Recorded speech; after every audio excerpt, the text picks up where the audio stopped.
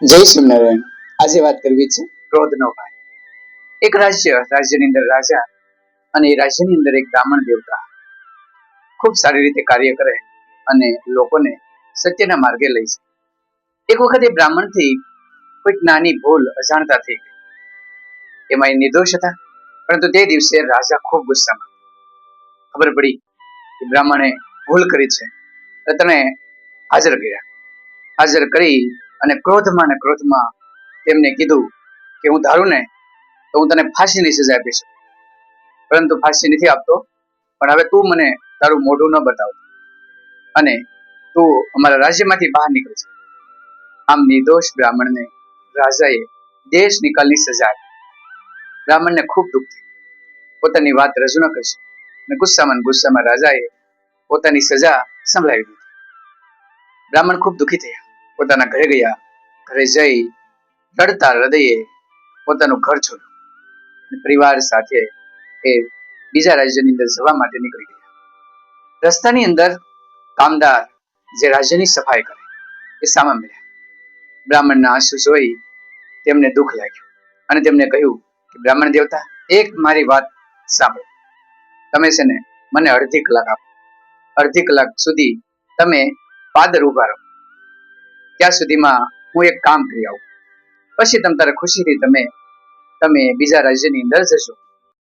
બ્રાહ્મણજી નવાઈ લાગી કે એક માણસ સફાઈ કામદાર મને કેવી રીતે મદદ કરશે? મંત્રીઓ પ્રધાનો મદદ ન કરી શકે તો આ શું કરશે? છતાં પણ અડધી કલાકમાં શું ફેર પડે? એટલે બ્રાહ્મણ છે પાદર ઉભા રહ્યા.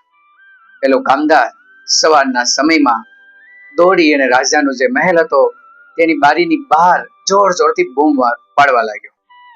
રાજાજી, તમે ક્યાં છો? શું કરો છો? જલ્દી કાઢો, જલ્દી કાઢો. રાજાને નવાઈ લાગી. પોતાની દૈનિક ક્રિયા કરી રહ્યા રાજા બહાર નીકળ્યા તો પેલો કામદાર જોરથી બૂમો પાડી રહ્યા હતા. રાજાજી, તમારા ઘરમાં મારો ભાઈ ઘૂસી ગયો છે, તમે એને જલ્દી બહાર કાઢો. અને એ ભાઈ એટલો બધો ખતરનાક છે કે તમારું જીવન બરબાદ કરી નાખશે, તમે જલ્દી કાઢો. રાજાને નવાઈ લાગી કે આનો કયો ભાઈ અને મારા ઘરમાં ઘૂસ્યો છે? એટલે પૂછ્યું, ગઈ તારો કયો ભાઈ અને એટલી બધી બૂમો કેમ પાડે છો? અરે રાજાજી, ભાઈ ખતરનાક છે અને તમારા ઘરમાં ઘૂસી ગયો છે, અને જ્યાં સુધી તમારા ઘરમાં રહેશે ને, તમારી હારે રહેશે ને, ત્યાં સુધી તમને સરખે બેસવા નહીં દે. ખતરનાક છે અને આ ભાઈ તમે જલ્દી કાઢો, એને બહાર કાઢો, ફેંકી દો. રાજા કે પણ કયો ભાઈ? એટલે ઈ ભાઈ ઈ છે કે જેને નિર્દોષ બ્રાહ્મણને દેશ વટો આપ્યો છે, મોઢું ન બતાવવાની સજા સુનાવી છે, આ ઈ ભાઈ છે. રાજા હોશિયાર હતા, સમજી ગયા. મેં ક્રોધમાં એક બ્રાહ્મણને ખોટી સજા કરી દીધી છે. આથી શાંત હૃદયે વિચાર્યું અને સૈનિકોને હુકમ આપ્યો કે બ્રાહ્મણ દેવતાને કહો કે રાજ્ય ન છોડે.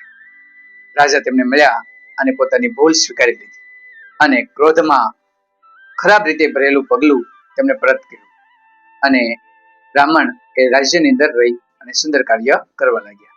આમ ક્રોધ નાનો હોય પણ અનેકના જીવનની અંદર આગ લગાડી જાય.